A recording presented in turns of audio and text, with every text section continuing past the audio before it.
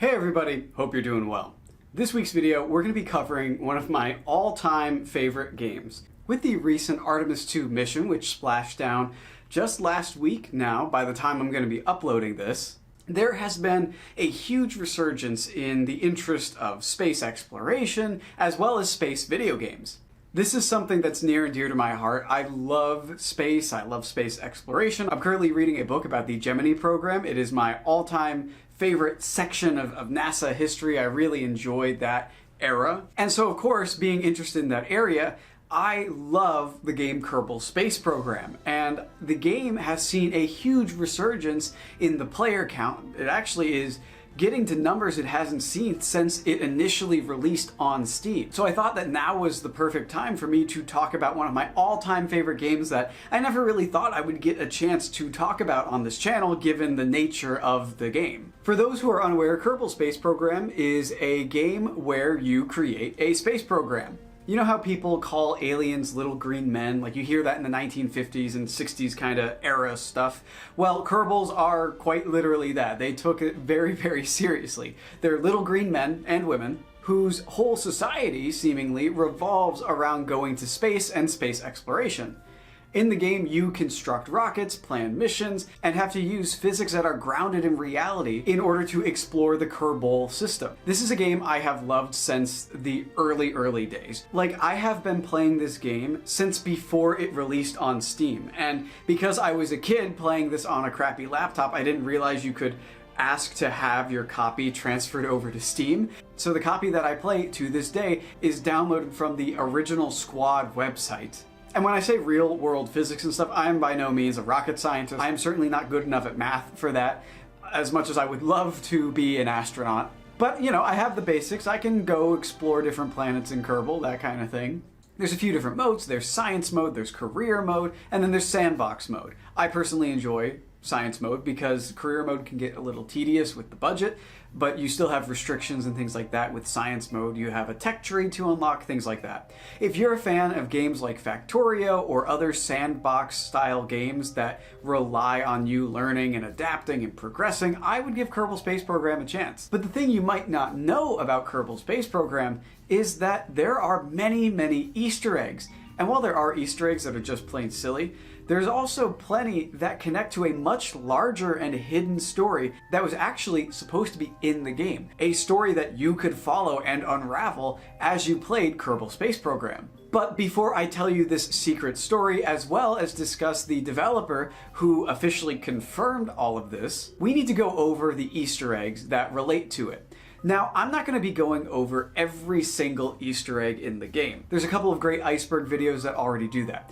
I'm going to be focusing on Easter eggs that relate directly to this larger story. And at the end, I'm going to discuss what the story would have been and how I think a lot of these Easter eggs play into the lore and sort of what it all means together. So without further ado, let's begin. We're not going to be going over the planets in any particular order, but we will be starting with Kerbin, the home world of the Kerbals. On Kerbin, there are 5 different monoliths hidden around the world. Some are within viewing distance of the Kerbal Space Center, and others are hidden at various different points on the planet. One thing you'll notice immediately is the Squad logo on all of these monoliths. While this initially started off as an Easter egg for the developers of Kerbal Space Program, it still does play into a larger story despite that. There's also a green monolith that spawns randomly on the planet. This is the same for most of the bodies in the Kerbal system, and I'll list those off as we go. And I do believe there is an in-universe difference between the two. A crashed flying saucer can be found in the North Pole of Kerbin,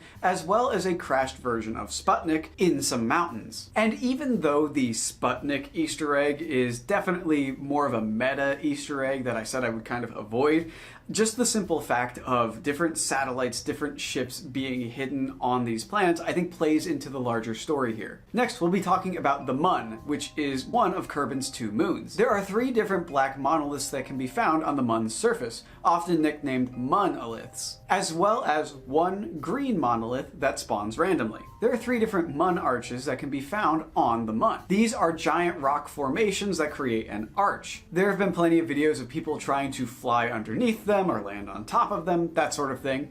There's also one that is slightly shattered and it reveals a strange glowing artifact inside.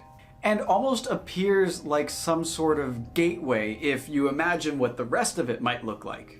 Next, we will talk about Ike. Ike is the only moon of Duna, Duna being a Mars analog for Kerbal Space Program. Other than a green monolith, which once again randomly spawns on the moon, but the most interesting thing is the quote-unquote magic boulder. Now, this used to be in orbit around Ike, but currently sits on the surface. It appears like a normal asteroid, but has glowing parts around it. It's very, very odd, and kind of reminds me of the Mun arches and those glowing parts inside of it. Now, of course, this looks a little more organic, but it still could be related in the sense that this is a rock formation kind of thing that has something hidden inside of it, maybe. Next, we have Moho. Moho is the Mercury analog for Kerbal Space Program. It's the closest to the sun. You can find a green monolith randomly on the planet, but there's also something that is very interesting. It's called the Mo hole. Now, this started off as a terrain glitch within the game. It wasn't meant to be anything serious, but since then it has been added and even has its own biome. Next is Lathe, one of the many moons of Jool, which is Jupiter's analog. Once again, a green monolith can be found on Lathe, but the other interesting thing is an apparent whale skeleton that can be found on the surface. Now, for reference, Lathe has a breathable atmosphere for Kerbals. It also has vast oceans. And while this skeleton may just be a reference to Hitchhiker's Guide to the Galaxy, I still think it plays a role in this larger story. Next is Val, another moon of Jool. On Val, there is once again a random green monolith that can be found. There's also something that's often called Valhenge. It's a Stonehenge-like structure that can be found on the surface. It's been reported that occasionally the Valhenge can spawn under the surface of the moon rather than on it. So this seems to be more of a glitch rather than an in-universe thing. So for the sake of the video and for the lore, it's typically on the surface. Tylo is the largest moon of Jool and has another random green monolith that can be found, and also a very large cave anomaly. Once again, this cave had similar issues to Valhenge, where for a time it was deep underground rather than on the surface, but since it has been fixed. Dres is the 5th planet in the Kerbal system and kind of looks similar to the moon. It features another random green monolith and also a very interesting asteroid belt, the Dres-toroid belt as it's called by fans. It's not an official thing, it just seems that a large amount of asteroids spawn within a certain area near the planet. Bop is a very small moon of Jool. Of course, once again, green monolith can be discovered here, no surprise there. But the big thing is, the Kerbals believe that Bop is the home to the mythical Kraken. Now, what is the Kraken? The Kraken started off as a joke within the Kerbal Space Program community for what happens when you use time warp and your ship blows up, or if there's some sort of glitch and your ship gets destroyed, or you get sent on some insane orbit for no reason. Basically, it's a nickname for glitches. You would just blame the Kraken for causing it. This became a very widely used term within the community. If I remember correctly, the first time I ever saw it, I watched this Kerbal Space Program YouTuber, no commentary, just text and like funny music, doing different missions, called Danny 4624 or something like that. I'll put it up here. I used to watch his videos all the time because he would just do ridiculous stuff. But I recall seeing him mention the Kraken all the way back then, even before I had gotten the game. It kind of became an icon within the community and an official piece of Kerbal lore. Because as I said, Bop is believed to be the home of this Kraken. And it officially is. On the surface of Bop, you can discover a dead Kraken laying there. This confirms so much. The fact that vacuum-based life forms probably exist within Kerbal Space Program's universe, extraterrestrial life to begin with, although we've had evidence of it in different places. And also just the fact that the Kerbal's mythical being that they believe exists, something in their mythos, is actually a real creature that once lived is crazy. And I personally don't believe that this is the only Kraken. I think it's just one that died and that there's a larger species. We're going to talk about Duna. Duna is the Mars analog, like I said. It is a red planet, completely barren, no life, nothing like that. The two big things on Duna is number one, the face on Duna, which is a large statue of a Kerbal's face facing up from the ground. Now, this thing is technically a meta reference. For those of you who might not know, back in 1976, NASA sent an orbiter called Viking 1 to the Red Planet.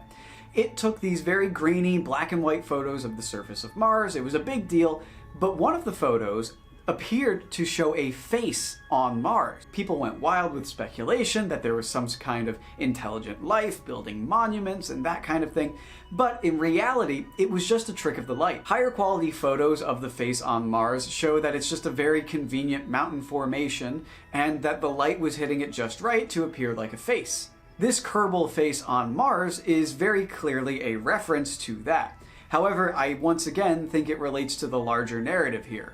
And the final and most interesting piece of information that we have is the pyramid on Duna. On the southern ice cap of Duna, there is a pyramid-like hill that emits an SSTV signal. This can be transformed into an image, and it gives us this. 4 beings, a symbol, symbols of planets. It's all very fascinating, and it plays directly into the hidden story of Kerbal Space Program. So, let's begin. These last few that I'm just going to mention are ones that only have the random green monolith as well as one regular monolith. So Minmus has a regular monolith as well as a random green one. Other ones that just have green monoliths would include Eve, Gilly, and Pole. So what does this all mean? Let's get into the main story. So these monoliths, the monoliths in particular, are remnants of a precursor to the Kerbals. There was once a larger spacefaring civilization in the Kerbal system, long before the Kerbals themselves existed. And you, the Kerbals, are their last creation. Many people have wondered in the community why the Kerbals seemingly have no society beyond the space centers throughout the planet. Some people theorize that they live underground or things like that, but this story gives us the answer. It's because that's what they were engineered for. Their entire purpose, when they were designed by this greater civilization, was to explore space. They are meant to be ideal for space travel. This is seemingly why they're able to survive such intense environments no matter what, and also go years and years and years in small capsules with no issues. But why? Why would this larger group create the Kerbals to begin with? And where did they go? Well, to that, we have to turn to the developer's own post. When talking about this precursor civilization that existed and what happened to them, the developer said the following. Their home planet, however, was lost due to a severe miscalculation of the parameters of their interstellar travel system, which resulted in the whole planet being placed in an extremely distant orbit around the sun, where it quickly froze and died. The rapidly dwindling population of survivors managed to launch numerous monoliths across the system in hopes of seeding intelligent life. Their plan failed. They made the Kerbals. This experiment going horribly wrong and resulting in a disaster for the entire planet is really interesting and cool for me. I like those stories where science goes too far and you have to deal with the consequences of it. I think it's a really cool concept. The other thing is, it gives us a clue about the Mun arches. Because of the exposed lights that we can see within the shattered one, it makes me wonder if maybe the Mun was an early testing ground for this experiment. Perhaps they were smart enough to test it on a different, more dry celestial body as sort of a gateway, a sort of warp drive gateway thing, because obviously it's shaped like a gateway, like an arch, and that over time, different asteroids hitting the Mun and dust covering it, it just sort of turned into this stone arch over time. Now, of course, there's also the theory that it was always meant to move planets and they just messed it up.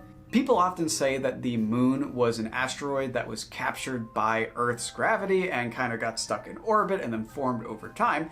Well, maybe the Mun was placed around Kerbin almost purposefully because of these experiments. But I don't really buy that. It's kind of funny to me that the Kerbals are considered a failure, because in a sense, sure, they are. They are not your prototypical society that has large nations and things like that, but they're an extremely well-adapted species for one goal, and that goal being space exploration. The developer mentions monoliths being sent out as some sort of last-ditch attempt at creating intelligent life in the solar system, and that they failed. But later in the same thread, the developer says that the monoliths serve the same purpose as the flags for Kerbals would. Basically something to say, we were here. This leads me to believe that there are actually two different kinds of monoliths. I believe that the black monoliths are the monoliths that basically just say, we were here. We landed on this planet, here is our flag, and we may have set up a base or that sort of thing. And I believe that the green monoliths are the ones that were sent out as their last-ditch attempt to create some kind of intelligent life. Not only are they seemingly on every single celestial body within the Kerbal system, but also their color being green. Green is often associated with life and that kind of thing. There being so many black monoliths on Kerbin tells me that they were very interested in Kerbin as a planet, possibly for colonization, whereas the green ones were sent out to as many places as possible as their last-ditch attempt of creating life. I believe that these green ones had some sort of capsule on board that held an experiment or something that could begin the early stages of life. And on most planets, due to the temperatures, maybe the lack of atmosphere, things like that, they just didn't work. But Kerbin was the only one that succeeded. So that means, despite being considered a failure by the developers as well as the beings, assumedly, the Kerbals are the most successful thing to come from their last-ditch attempt. But that doesn't mean there weren't others. The Face and Pyramid on Duna and Valhenge are two examples of possible other intelligent life within the Kerbal system. The civilization that started to grow on Duna didn't make it far because of how cold and hostile the planet was, but they made it to a very early stage because they were able to create carvings like the Face on Duna. And with the Valhenge, it makes me wonder if maybe this was the second most advanced that came from this last-ditch attempt. Because it orbits around Jewel as well as Lathe, it makes me wonder if maybe the attempt on Lathe was fairly successful, and they even got to a point where they could travel between the moons of Jewel before ultimately dying out. The reason I believe Lathe could be a successful spot is simply because of its breathable atmosphere and evidence of there being life on the planet with the whale skeleton. Perhaps even the Kraken itself is what ultimately took out that civilization. So great, you have a little backstory, that kind of thing.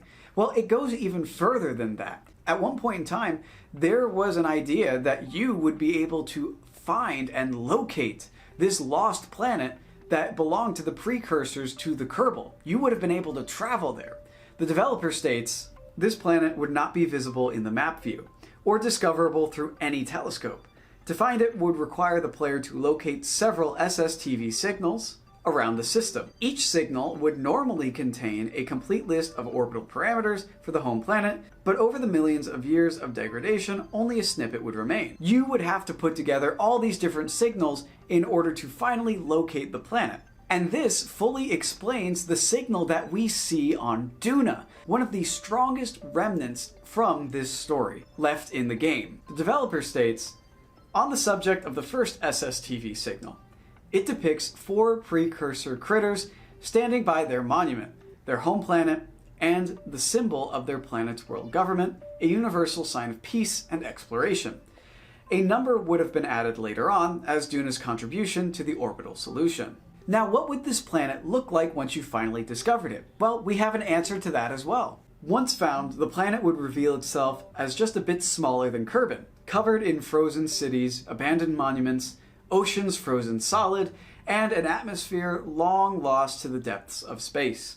This far out, the sun might not even light up the world too much, leaving it in a perpetual state of twilight.